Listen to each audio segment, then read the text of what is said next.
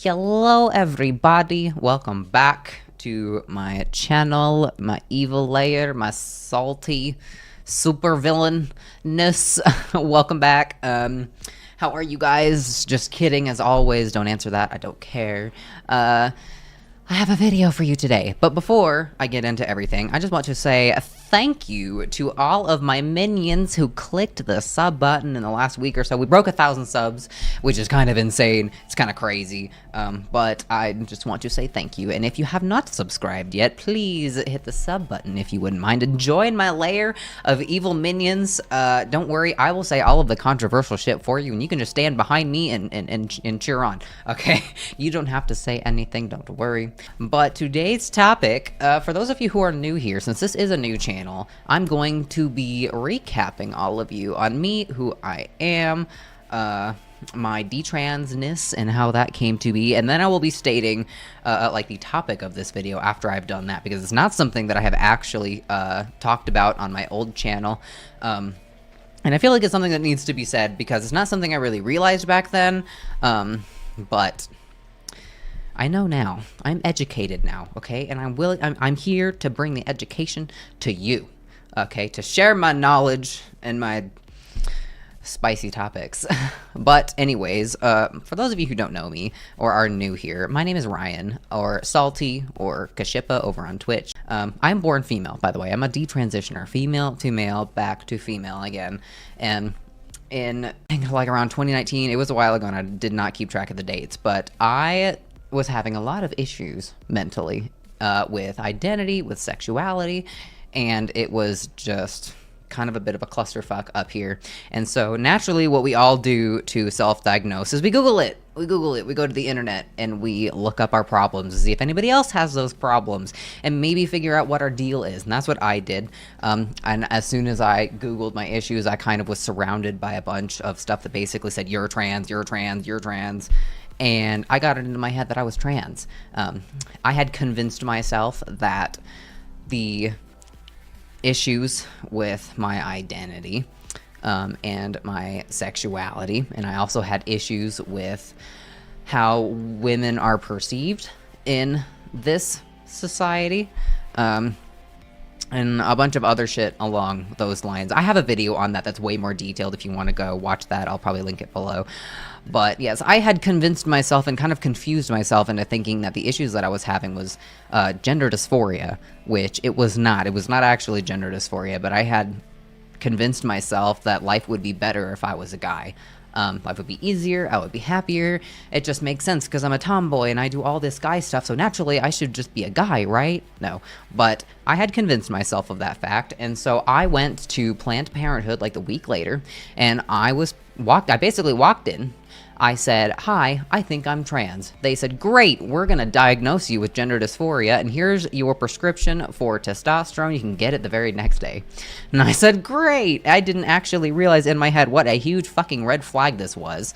And I went on hormones. Like, I think I got the prescription actually. I got the prescription and it wasn't gonna be ready for, I think, a few days, and I got my first hormone injection, like a week later, and then I got a binder and everything like that. And I was on my little merry trans way. Consistently on testosterone for like a year and a half made it so I could easily pass as a guy. I did not get misgendered. My voice dropped, actually lower than it is now. My voice has raised slightly, not nearly enough though. But yeah, so I was trans for a whole year and a half, and people who say that you weren't trans, yeah, technically that's correct, but I'm just going to refer myself as being trans before because it's easier, and I'm not going to say, well, I thought I was trans, but I wasn't. I'm not gonna say that, okay? It's a mouthful, okay? I was trans. And I lived a year and a half. You don't understand the extent. As soon as I transitioned and identified as a guy, I moved like 4 hours away from any friends, family, and anyone I ever knew. I completely started over. I got a name change. I got a new job. And anyone who knew me in person knew me as the new person. I'm just going to say Bob, right? They knew me as Bob. And I was trans. Like, I was completely involved in everything. I was watching the trans videos on YouTube. I was going to doctor's appointments. I was seeing I saw a therapist because I was going to get top surgery. Thank God I didn't.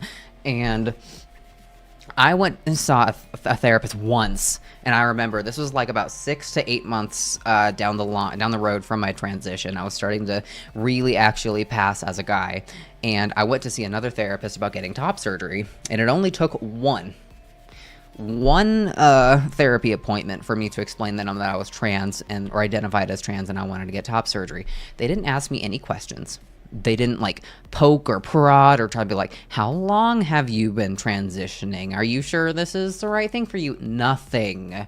They sent me a letter or something to my insurance company so I could get approved under insurance to go get this surgery. I had even been talking to the doctor's office that does these. Everything was approved. Nobody questioned me. Nobody did anything. I was basically diagnosing myself consistently throughout my entire transition. I was responsible for my own medical diagnosis, which is really crazy, and it's something that's unfortunately very, very common.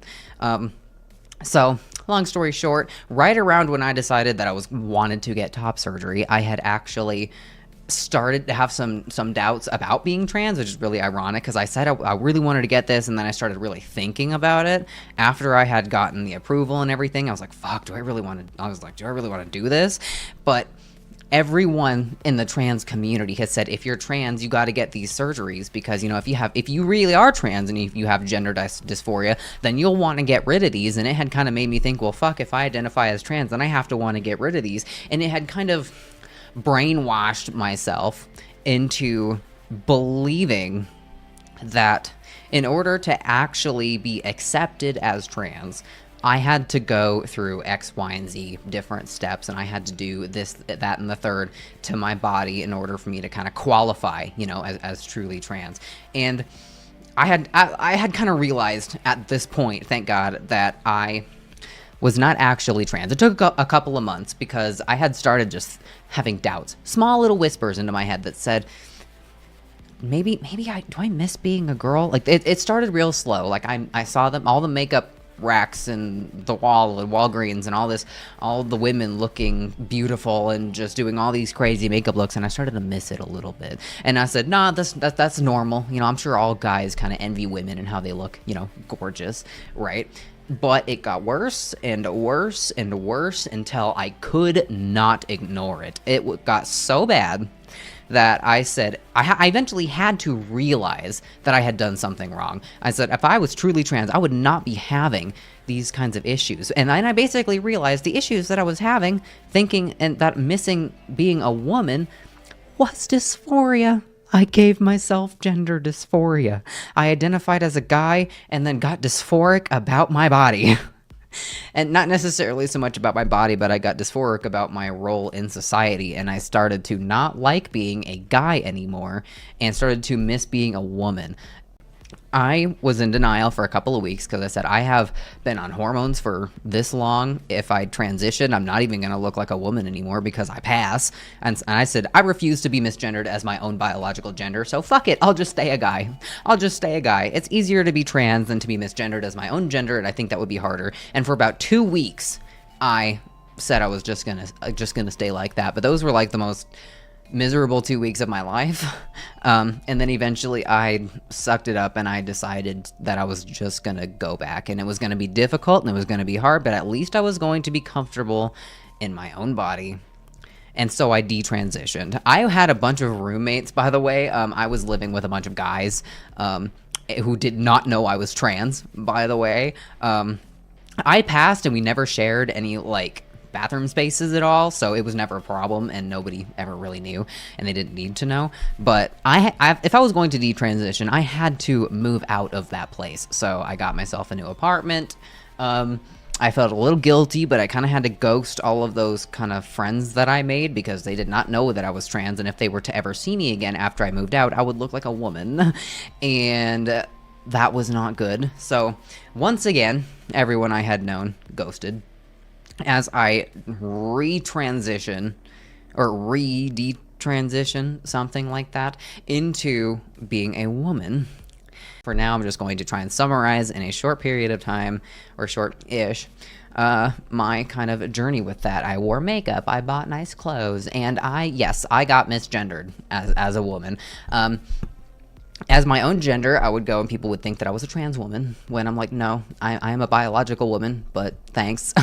So that was a struggle, and it's been going better and better ever since. I don't necessarily have dysphoria about anything. The only thing that I have never actually admitted on video before, but you know, I'm thinking, fuck it, we're all laying it out. I have always tried to be super positive about my voice, about other people who have detransitioned and they're really worried that their voice is never going to get back to the way it was before. And I was always trying to be the positive force, say, nah, don't worry, your voice is beautiful, just learn to accept it the way it is, fuck all the haters. And honestly, I was full of fucking shit. I lied. I'm sorry. I really tried to be the one who, you know, is just the big, strong, fuck the haters, your voice is beautiful the way it is, but I fucking hate it. I hate my voice. I have always hated my voice. I even made a video called, oh gosh, singing Your Man by Josh Turner, with my deep voice. I had like a little green wig on in that video, and I basically stated that I had troubles with my voice, but I'm learning to accept it the way it is, but honestly, guys, I kind of fucking hate it. Anytime that I make videos on Twitch or I post little gaming clips on TikTok, I get asked, what are you? People say that, that's a dude. Whenever, a lot of times, like, somebody will comment and be like, oh, you're so pretty, and then some asshole will respond to someone's comment and be like, you know, that's a dude, right? I am not actually a guy. The amount of shit that I have to take constantly about my voice being the way it is has absolutely made me fucking hate it, and I would love to get voice feminization surgery, but unfortunately at this point I cannot afford it. I have tried voice therapy to make it lighter. It has not worked for me that well. I hope that I'll be able to save enough to actually get that surgery. It costs like $8 grand, and I'm not gonna make another GoFundMe because no, I can't do that. But yes, that is right about where I am now. I have been detransitioned for like 2 or 3 years now. I make content online pretty consistently, and I have some things to say regarding what I have learned after I have detransitioned for this long and for this successfully. Things that I didn't realize when I was trans, that I just didn't know, but after having watched a whole bunch of other people's videos who I've had to dig for, mind you, who have detransitioned, who are not happy with their transition, who their gender affirming surgeries have not worked out for them, and I have formed an opinion that is different from my previous opinion, and a lot of people are not going to like it, and I don't care. I'm gonna say it regardless. So, on another video that I had watched that was a detransitioner, it was actually a guy in the military, and he compared the trans community to being pretty cultish. And to an extent, I agree. Except I don't believe that it's necessarily the trans community itself. I believe it is the companies and the doctors and the therapists and the surgeries and the surgeons that are the problem. Because when I was making videos on the other channel, a lot of people who were trans or just a trans supporter had stated when I was saying that people need to, really consider if you're actually trans and you need to take a step back, because a lot of people are not actually trans and there's a lot of detransitioners. They tried to gaslight me and tell me that, no, there's actually not that many detransitioners and you're actually a very, very big minority, and that's a fucking lie. Okay, that is a lie. They kept telling me that most people are happy with their transition and they love the surgeries that they get, and they tried to tell me that everything was happy-go-lucky, hunky-dory, and if you're one of those people, you are fucking mistaken. Okay, and here's why. I had just watched recently a interview that Blair White had done. I think their name is Shapeshifter or something. It's it's actually, he identifies as a guy now, but it was a male to female transitioner who has now detransitioned. And they had gotten all of these gender affirming surgeries. They had gotten facial, just all the surgery, top and bottom. They had done everything, right? And they basically went on her interview and said that they hate where they are now. They seriously regret what they did to themselves, and they hated how it was so easy for them to do such serious harm to their body with no one essentially stopping them to question them. And I'll probably link that interview down below if you want to see it. It's only about 10-15 minutes long, I think, something like that. It's not too long. It's short. But they are correct, because when you think about it, the trans industry is a multi-million, probably multi-billion-dollar industry. And if you think that they actually care about you, or whether or not you're happy with your transition, or it actually, is successful for you in the long run, you're fucking mistaken, okay? They do not give a shit.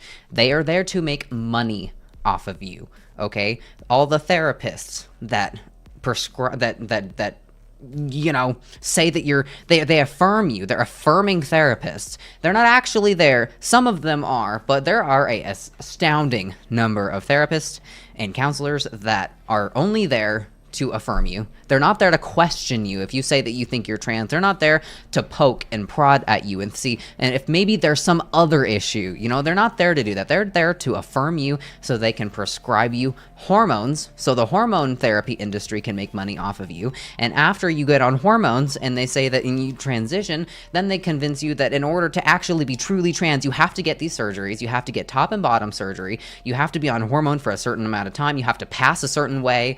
You're not truly feminine or female or a woman unless you have this and that on the bottom, and so after they convince you that you have to have these surgeries in order to look and present feminine and actually be a woman, then they send you to all these doctors' offices who say that you need to get top and bottom surgery, and then they make money off of you off of that. And people say that there's not that many detransitioners, and that most people are happy with their surgeries. How the fuck do you actually know? If these people are making money off of you, do you seriously think that they're going to tell you all about the horror stories and people who aren't satisfied? No. A person who's selling you a product is going to show you all these rave 5-star Google reviews, and they're going to shove in the closet and under the fucking blankets all the 1-star Google reviews and the people who hated it and the people who it didn't work for them, and they have all these sorts of actual medical issues now that they've done these surgeries,